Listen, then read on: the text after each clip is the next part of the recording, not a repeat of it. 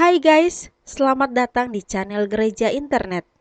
Jangan lupa klik tombol subscribe dan nyalakan lonceng pemberitahuan supaya kamu bisa mendapatkan pengajaran setiap minggunya tentang kebenaran yang alkitabiah. Klik subscribe itu nggak bayar guys, tapi dengan klik subscribe kalian baru saja mendukung Gereja Internet supaya terus dapat berkembang di dunia YouTube. Jangan lupa like, comment, and share ya. Saya mau beritahu sesuatu ya. Gini saudara, Allah itu Tritunggal ya. Ada Bapa, Putra, dan Roh Kudus. Ada hal yang aneh kalau kita membaca firman Tuhan. Yesus berkata dalam bahasa sehari-harinya begini, kalau engkau ini menghujat aku, nggak ada masalah. Setiap kali pengampunan Tuhan akan disediakan, available buat kita. Tetapi kalau engkau menghujat Roh Kudus, dia berkata itu dosa yang tidak bisa diampuni. Di dalam perjanjian lama, Allah Bapa berkata, karena orang Israel telah mendukakan rohnya, lalu Tuhan bangkit menentang mereka, melawan mereka. Aneh sekali bahwa Bapa di surga dan Yesus Tuhan kita dengan pribadi Roh Kudus yang satu ini begitu protektif. Anda perhatikan itu. Kenapa?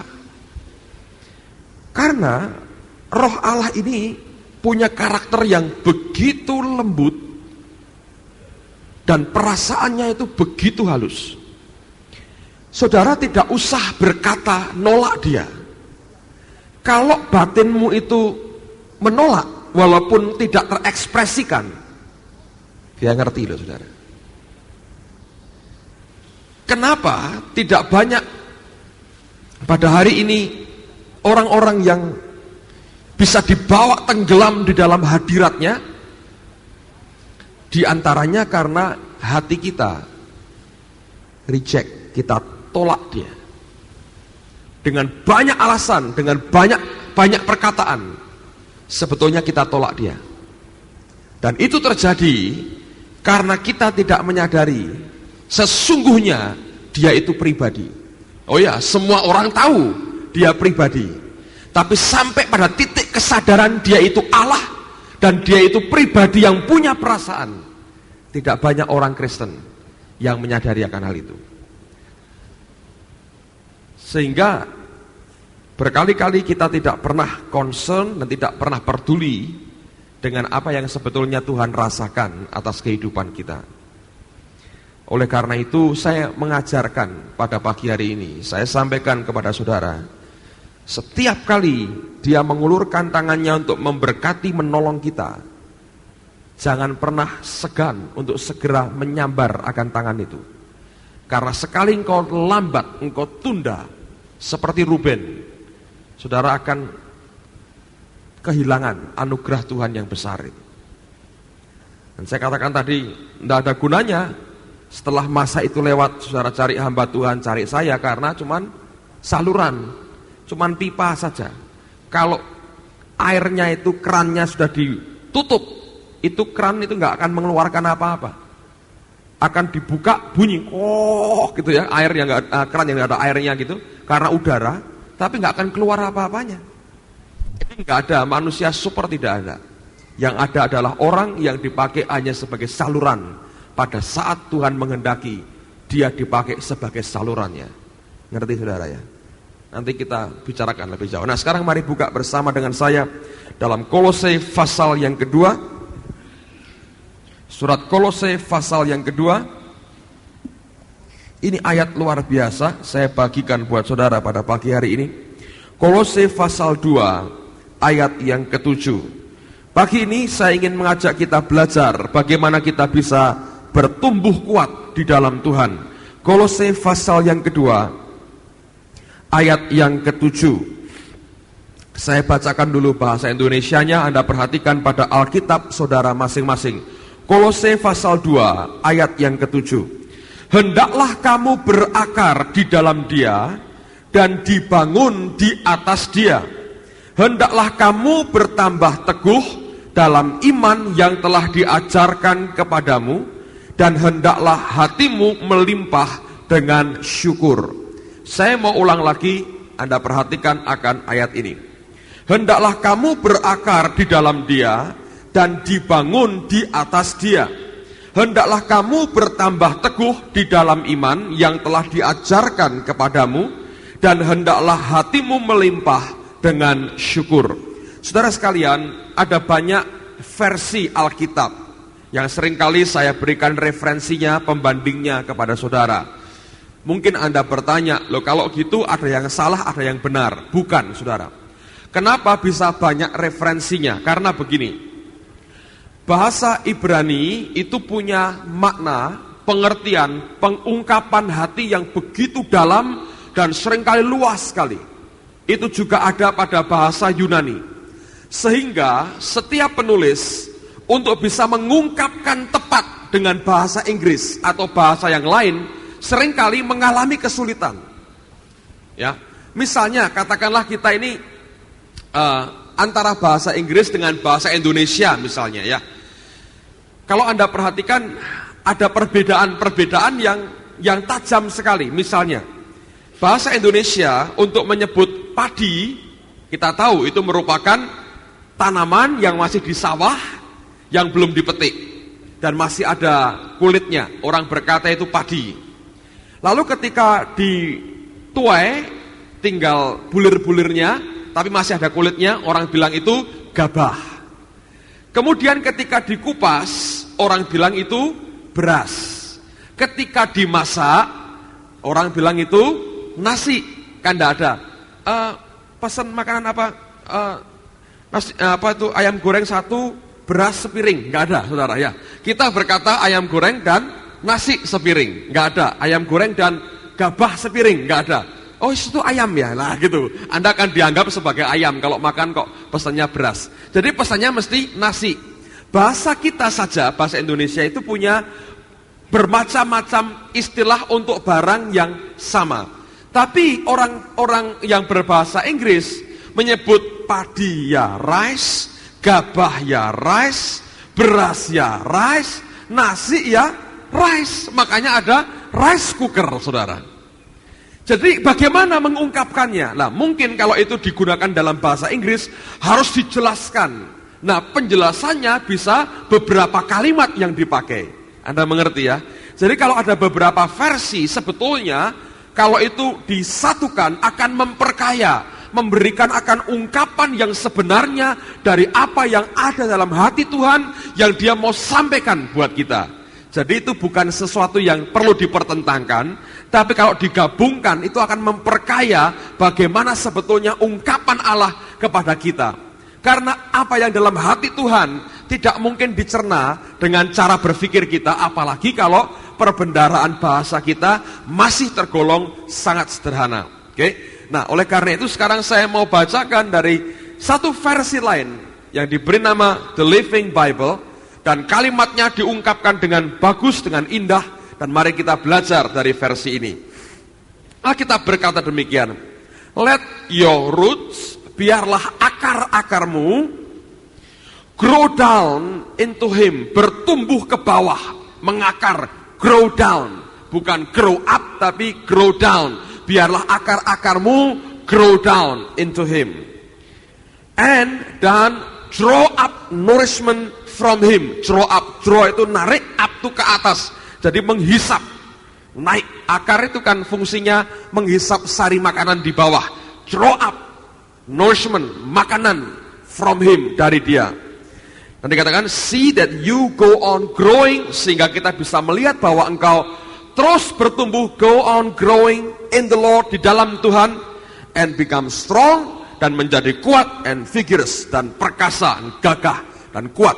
Nah, saudara sekalian, ada dua hal yang Alkitab ini sampaikan berdasarkan apa yang Paulus tulis dalam Kolose 2 ayat yang ke-7, bagaimana orang bisa bertumbuh kuat di dalam Tuhan.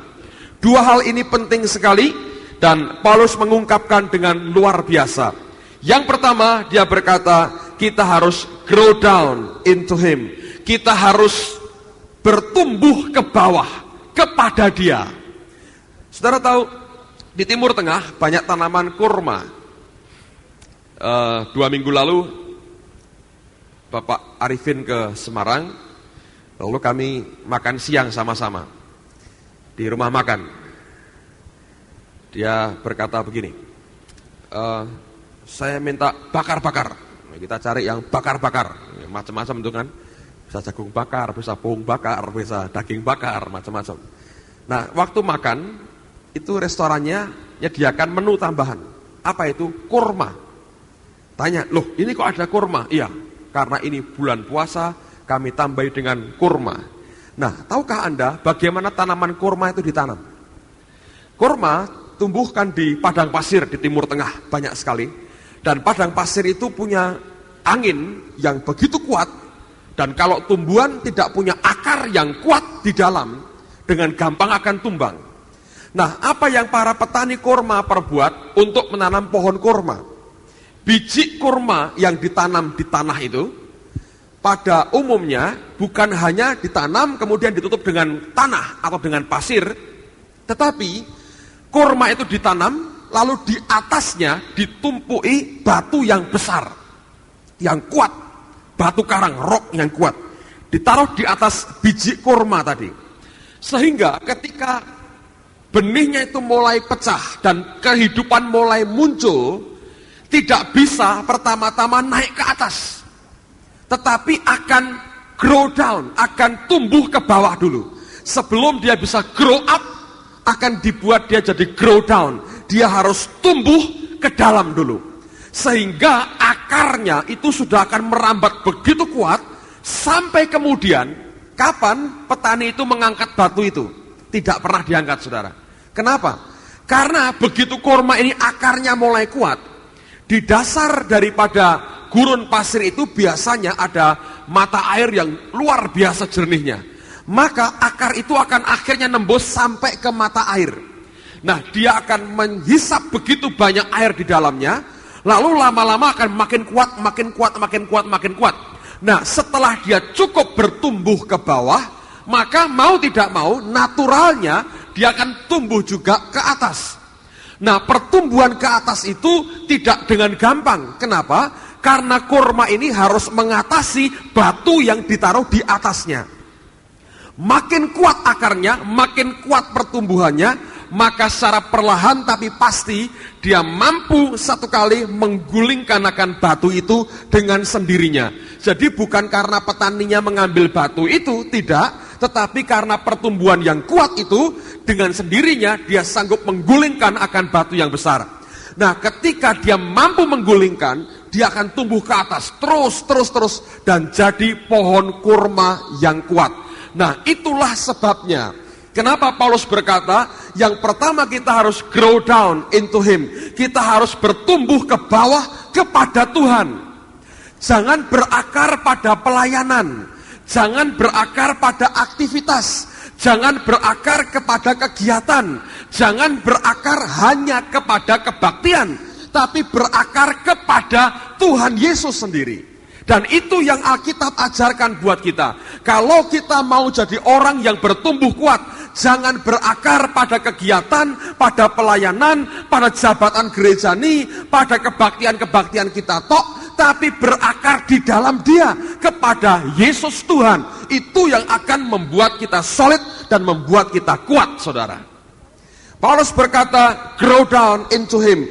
Mari kita bertumbuh kuat ke bawah kepada Tuhan kita. Nah, apa yang terjadi kalau kita tidak mau bertumbuh kuat? Oh, repot sekali, saudara. Saya mau berikan 2 contoh orang yang tidak bisa bertumbuh kuat. Yang pertama, buka Kejadian pasal yang ke-49. Saya sampaikan sekilas pada waktu doa malam yang lalu. Kejadian 49 ayat 3 dan ayat yang keempat. Sebelumnya saya mau jelaskan dulu. Nah, dengar baik-baik dulu, saudara. Di tempat Abraham berasal di Haran, Ur Kasdim, Mereka punya semacam tradisi, yaitu tradisi tentang hak kesulungan. Hak kesulungan itu apa? Itu milik daripada anak laki pertama dari keluarga itu. Nah, biasanya hak kesulungan itu dimanifestasikan dalam dua wujud. Yang pertama, wujud pertama adalah anak laki sulung itu akan menerima 2 porsi daripada warisan orang tuanya. Kalau misalnya masing-masing mendapat 10 bagian, anak laki sulung ini karena punya hak kesulungan, dia mendapat 20 bagian.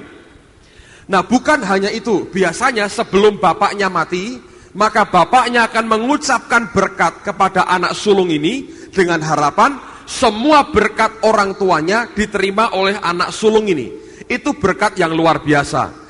Nah, itu diteruskan karena ternyata berasal dari Allah. Dalam perjanjian lama, hak kesulungan itu dipertahankan dan Tuhan memberikan beberapa patokan. Nah, tetapi ternyata tidak semua orang yang lahir dengan hak kesulungan bisa tetap menjaga atau mendapati atau memelihara atau memiliki akan hak kesulungan itu. Karena menurut tradisi yang ada, hak kesulungan tersebut bisa diperjualbelikan dan ternyata bisa hilang. Kalau bapaknya tidak mau memberikan kepada anak itu, maka anak itu tidak akan pernah bisa mendapatkan hak kesulungannya. Jadi sebenarnya hak itu bukan hak yang mati. Kalau seandainya seperti saya ini anak laki, anak pertama juga. Secara hukum perjanjian lama, saya punya hak kesulungan. Tapi kalau ayah saya tidak mau memberikan kepada saya, maka dengan alasan yang kuat tentunya, maka saya akan kehilangan hak kesulungan itu. Dan itu yang membuat Allah berkata, aku membenci Esau, aku mengasihi Yakub. Karena Esau menganggap enteng akan hak kesulungan itu, Yakub mati-matian berusaha mendapatkannya. Nah, saudara sekalian, orang yang juga kehilangan hak kesulungan setelah Esau adalah Ruben. Nah, apa yang Yakub katakan tentang Ruben ini? Perhatikan dari Kejadian 49 ayat 3 dan ayat yang keempat. Ruben, engkaulah anak sulungku, kekuatanku dan permulaan kegagahanku. Engkaulah yang terutama dalam keluhuran, yang terutama dalam kesanggupan. Engkau yang membual sebagai air, tidak lagi engkau yang terutama, sebab engkau telah menaiki tempat tidur ayahmu. Waktu itu engkau telah melanggar kesuciannya, dia telah menaiki petiduranku. Ruben ini berjinah dengan gundik daripada Yakub yang namanya Bilha. Nah, Bilha ini adalah ibu kandung dari Dan serta Naftali. Ngerti saudara? Jadi dalam keluarga Yakub itu juga ruwet karena Ruben berjinah dengan istri ayahnya. Jadi gundik daripada Yakub. Nah, kemudian Yakub berkata, Ruben tidak mendapatkan hak kesulungan. Amplified Bible menerjemahkan begini.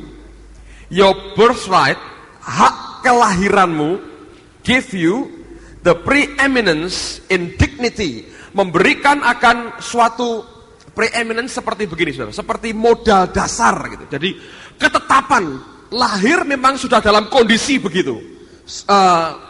Bawaan ya, preeminence itu gampangnya bawaan. Hak kelahiranmu karena engkau anak sulung laki-laki pertama, engkau punya bawaan. Bawaan apa? Dia berkata, the preeminence in dignity, dalam kemuliaan, keluhuran, and the preeminence, bawaan, in power, dalam kuasa. Jadi karena dia anak sulung pertama, maka dia punya bawaan sebagai anak sulung pertama, yaitu hak kesulungan tadi, kemuliaan dan power dan kuasa. Itu dimiliki Ruben sebagai bawaan. Dia tidak usah berusaha, tidak usah membeli, tidak usah membayar. Dia punya bawaan sebagai orang yang mulia dan punya power. Ambil contoh. Kalau saudara lahir di Amerika, sekalipun Anda orang Indonesia, misalnya Anda punya anak, kemudian lahir di Amerika, begitu anak itu lahir, anak itu diakui langsung warga negara Amerika. Makanya banyak orang-orang yang hamil, dia mencoba dengan sekuat tenaga, pakai segala macam sabuk, baju yang gombior-gombior datang ke Amerika dengan tujuan melahirkan di Amerika. Kenapa? Nanti kalau anak ini lahir, dia warga negara Amerika. Itu yang dicari oleh banyak orang. Itu artinya bawaannya dari lahir karena kelahirannya langsung warga negara. Anda tidak usah apply green card, tidak usah apply warga negara, tidak usah diuji perang saudara di Amerika dan sebagainya. Begitu lahir langsung warga negara. Jadi itu karena bawaan. Ya, ada orang yang punya bawaan-bawaan lain, misalnya secara fisik. Ada yang cacat misalnya, itu bawaan dari lahir. Lahir memang cacat. Nah, orang berkata dia bukan sengaja cacat, tapi dia punya bawaan cacat. Nah, dalam kaitan dengan hak kesulungan, Ruben punya bawaan, preeminence. Bawaannya apa? Keluhuran, dignity, kemuliaan, dan power, dan kekuasaan. Jadi sebetulnya tidak dengan gampang hak itu hilang. Mestinya Ruben mendapatkan warisan berkat dari orang tuanya. Tetapi apa yang terjadi? Ini yang diungkapkan oleh Yakub. Dia berkata begini, tetapi unstable, tidak stabil, and boiling over like water, dan berbual-bual tanpa terkendali seperti air. Yakub berkata, kamu sebetulnya punya bawaan, yaitu keluhuran dan kemuliaan, tetapi kamu tidak stabil, unstable, akarnya tidak kuat. Orang yang tidak stabil artinya tidak grow down into him, tidak bertumbuh ke bawah kepada Yesus. Nah, kalau kita bertumbuh kepada ikatan pelayanan, ikatan gerejani, ikatan kegiatan, ikatan kebaktian, tidak cukup. Itu merupakan sesuatu akar yang dangkal sekali. Allah menghendaki kita bertumbuh kepada Dia, bertumbuh ke bawah, berakar kuat kepada Yesus Tuhan. Nah, itu yang bisa menciptakan orang Kristen yang stabil. Ruben, bawaannya adalah dignity and power. Ada kemuliaan, keluhuran, dan kuasa. Tapi bisa hilang. Kenapa? Karena unstable, karena tidak stabil. Karena tidak stabil itulah dia tidak bisa dikontrol, tidak bisa dikendalikan. Akhirnya berzina dengan istri ayahnya sendiri. Oleh karena dia tidak stabil dan uncontrolled, Alkitab berkata dia kehilangan akan hak kesulungannya. Diberikan kepada siapa, saudara? Yakub tidak mengatakan. Menurut saya dibagi dua.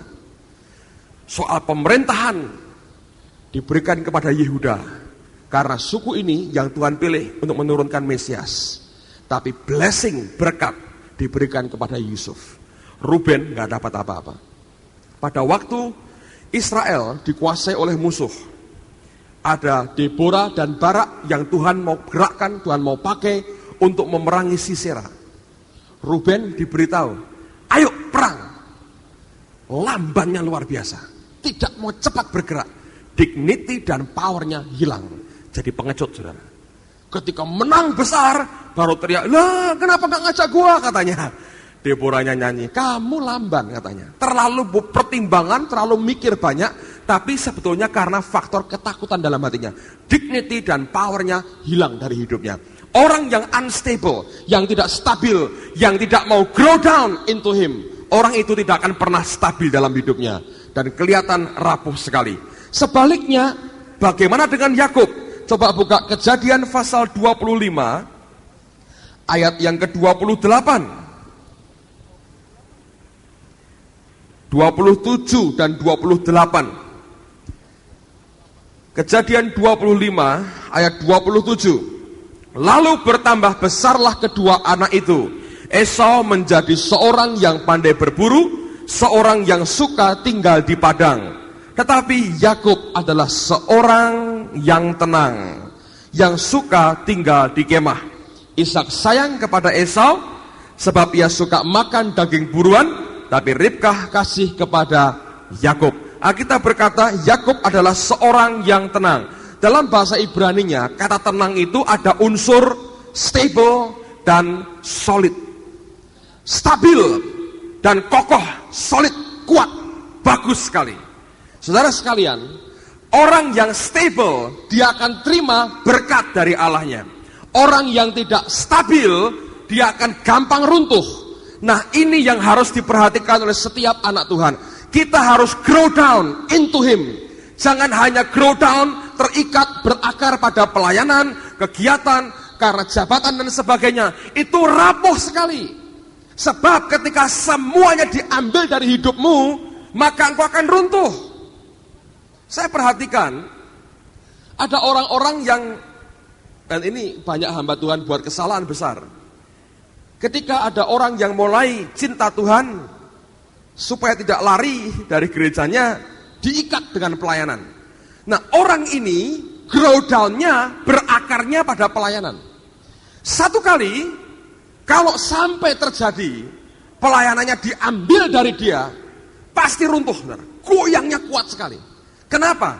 Karena berakarnya bukan menuju kepada Yesus, tapi nyantolnya kepada pelayanan.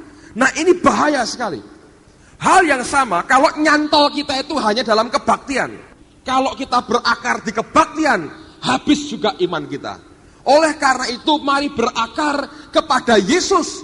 Karena Alkitab berkata, tetap Allah akan goncangkan kita sampai dia mendapatkan the kingdom which cannot be shaken.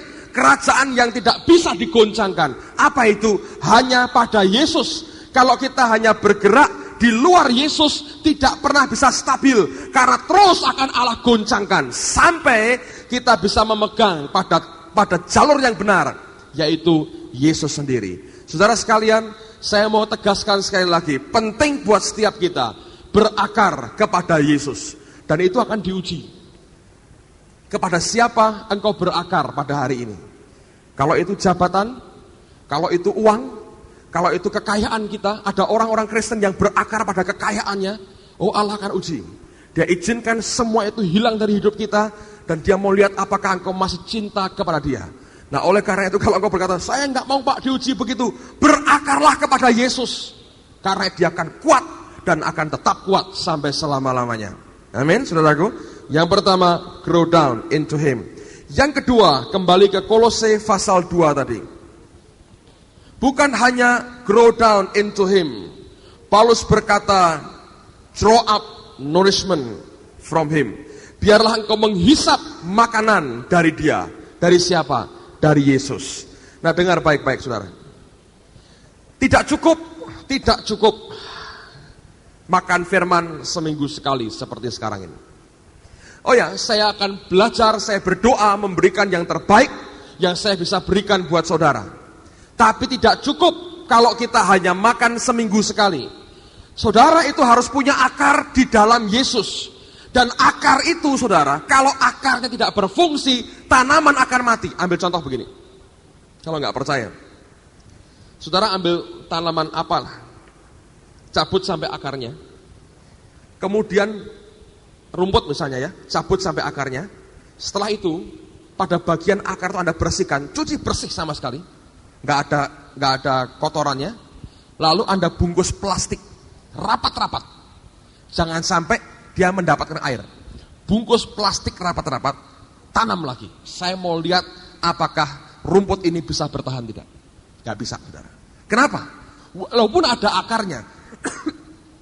ada akarnya, tapi tidak grow up. Dia tidak menghisap makanan apapun. Bagaimana bisa tumbuh? Tidak mungkin tumbuh. Dalam kehidupan kita, belajar untuk menghisap makanan. Dan itu harus setiap hari dalam kehidupan kita. Tidak cukup hanya 1 minggu sekali, seminggu 2 kali. Setiap hari Anda harus makan, Anda harus makan dari Tuhan sendiri. Sebetulnya ketika dulu saya masih sebagai penginjil, saya keliling kemana-mana, saya seringkali berkata begini, paling enak jadi penginjil. Kenapa? Ya nggak usah terlalu kerja keras, dan tidak terlalu stres, tidak banyak masalah, hidupnya enak, jalan-jalan terus. Saya berkata begitu. Nah, kenapa? Saya cerita pada saudara apa adanya. Kalau Anda jadi penginjil, Anda diundang khotbah, saudara tidak perlu repot-repot. Saudara siapkan aja 5-6 bahan yang saudara sudah kuasai, lalu Anda pakai untuk keliling. Kalau di Jakarta kan jaraknya jauh-jauh, orang tidak mungkin kan ngejar saudara. Jadi khotbah modal 5 bahan, khotbah A, B, C, D, E, muter lagi. Saya pindah ke Surabaya, khotbah yang sama. pindah ke ujung pandang, khotbah yang sama. Nggak ada orang tahu kan, saudara? Enak aja, nggak ada persiapan, makanya doanya kurang, segala macam. Sudah gitu aja. Bla bla bla bla bla bla. Modalnya Anda bisa kuasai masa dan minta pengurapan Tuhan, lalu Anda ngomong, selesai. Lalu saya mikir-mikir nih, ini kalau jadi gembala sidang ini repot. Tiap minggu mesti ngasih makan jemaatnya. Nah ini ngomong-ngomong apa? Tiap minggu harus beda. Nah kalau seminggu khotbah 2 kali 3 kali, saya mesti ngomong apa? Tapi ketika saya belajar sesuatu, saya harus draw up nourishment from him.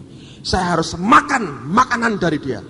Itu memberikan akan makanan yang terus dan tidak pernah bisa habis. Saya akan kehabisan kalau saya tidak makan dari dia. Dan itu artinya membuat saya akan kelaparan. Sebelum Anda mati, saya akan mati duluan. Kenapa? Karena tidak akan tahan lagi. Ngerti saudara? Rohaninya pasti mati kalau tidak nyedot, menghisap makanan dari Tuhan kita.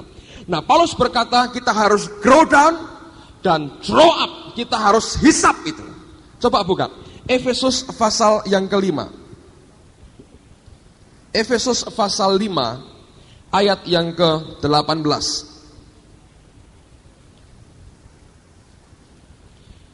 Efesus 5 ayat yang ke-18. Dan janganlah kamu mabuk oleh anggur, karena anggur menimbulkan hawa nafsu, tapi hendaklah kamu penuh dengan roh. Kata penuh dengan roh, terjemahan lain berbunyi drink deeply of the spirit, atau drink deep in the spirit. Di dalam Roh Kudus. Drink deeply of the spirit. Jadi mesti deep, dalam saudara. Hisap apa yang dari roh, dalam-dalam. Bukan hanya permukaannya. Bukan hanya apa yang nampak di permukaan surface-nya, bukan. Drink deep, minum dalam-dalam, sampai istilahnya mabuk betul, minum dalam-dalam. Dari siapa? Dari roh.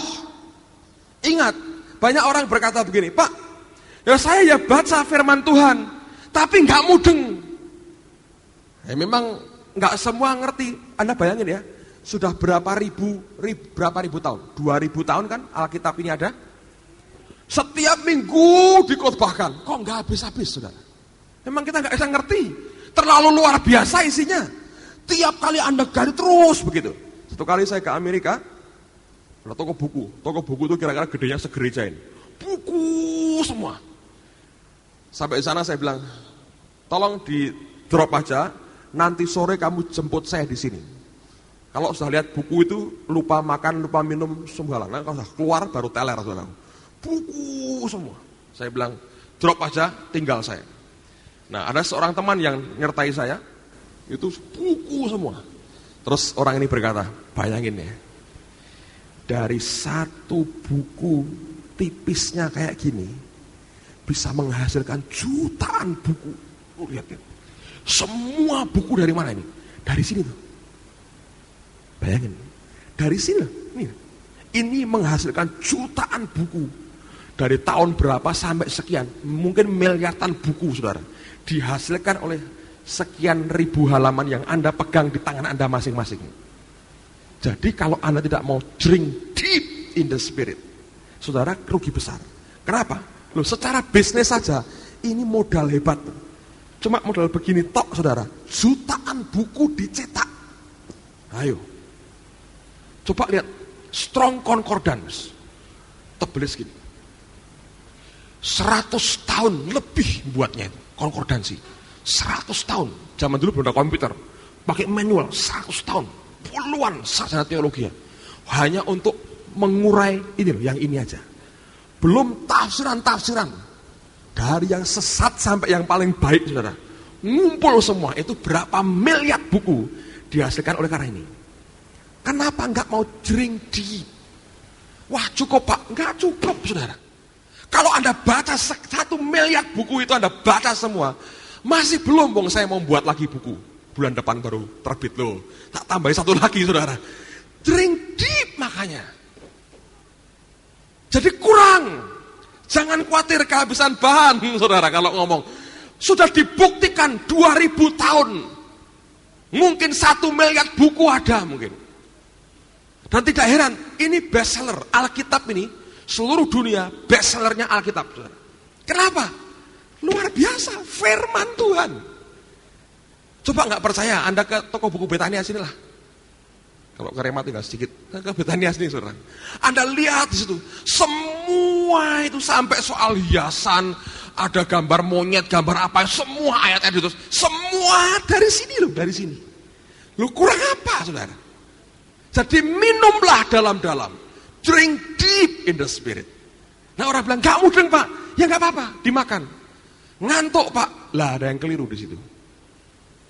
Bayangin, bagaimana mungkin barang yang bisa memproduksi begitu hebat, miliaran buku, kok Anda tidak tertarik sama sekali? Itu yang saya tidak bisa mengerti, saudara.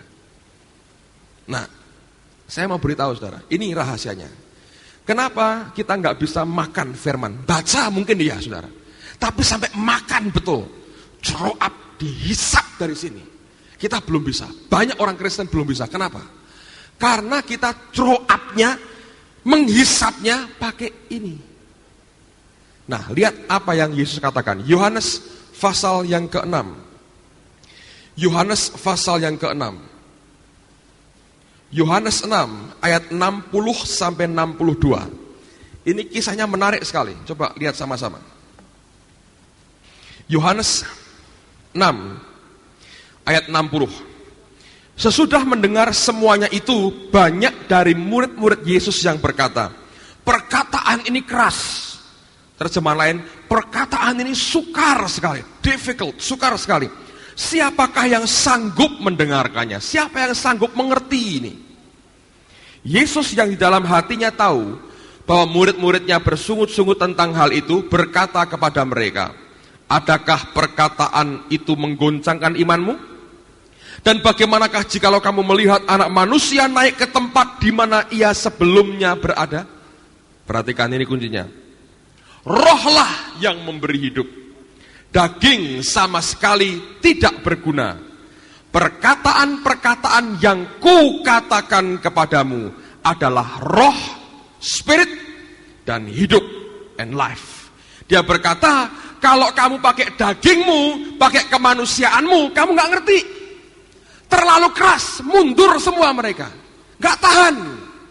Susah ini, bagaimana kamu bisa mengerti? Dia berkata betul, karena dagingmu tidak memberikan profit, tidak ada gunanya sama sekali. Karena perkataanku, firmanku itu, spirit and life, roh dan hidup. Jadi kalau Anda tidak drink deep in the spirit, tidak akan pernah ngerti. Jadi harus in the spirit, makanya rohmu itu harus kuat, saudara. Kalau tidak, kalau kita tidak dengan roh Allah yang menguatkan roh kita, mana mungkin kita bisa draw up nourishment from Him. Saudara, saya beritahu saudara, kalau kita mau benar-benar tumbuh, caranya cuma dua. Grow down, draw up nourishment from Him. Hanya itu. Makan tiap hari. Oh luar biasa. Saya termasuk orang yang hari ini sangat menikmati barang ini, saudara. Ini sudah Alkitab kedua. Yang pertama sudah jeleknya minta ampun, dan sudah kuning dan hitam semua sini, kotor, saudara. Diubet terus tiap hari.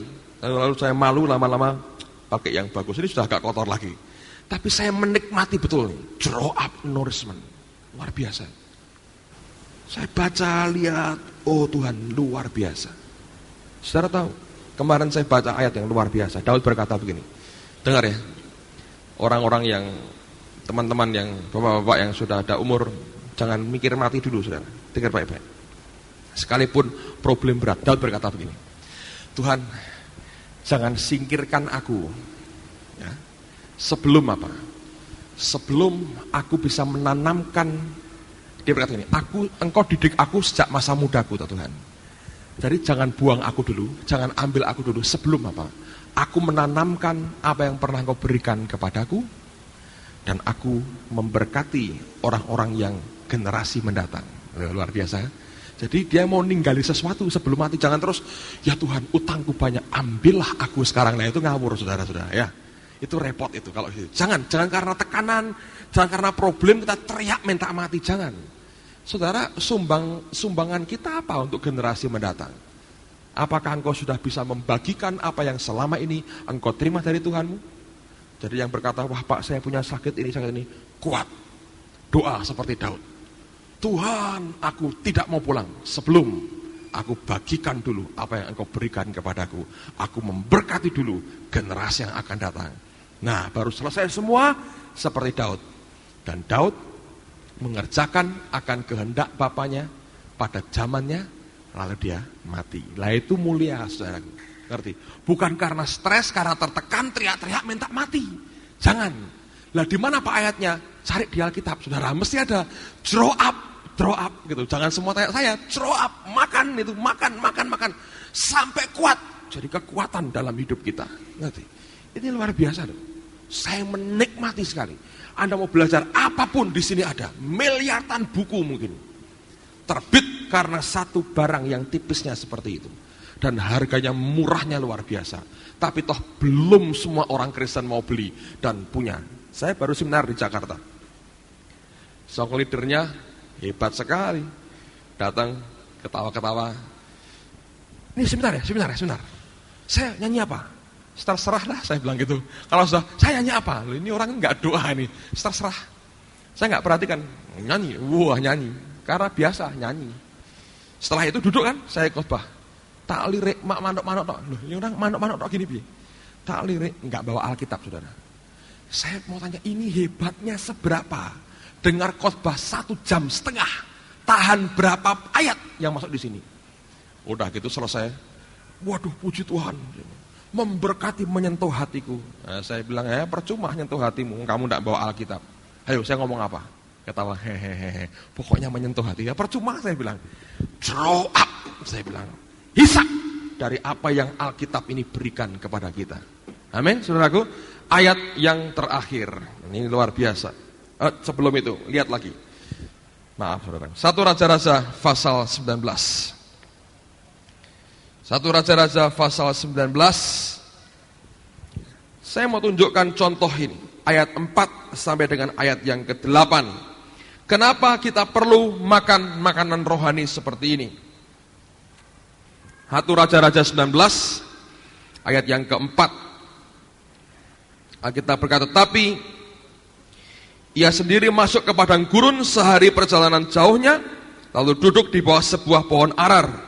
Kemudian ia ingin mati, katanya, cukuplah itu, sekarang ya Tuhan, ambillah nyawaku, sebab aku ini tidak lebih baik daripada nenek moyangku. Orang yang frustrasi, pengen mati. Sudah itu ia berbaring dan tidur di bawah pohon arar itu. Tetapi tiba-tiba seorang malaikat menyentuh dia serta berkata kepadanya, bangunlah, makanlah. Ketika ia melihat sekitarnya, maka pada sebelah kepalanya ada roti bakar dan sebuah kendi berisi air. Lalu ia makan dan minum, kemudian berbaring pula.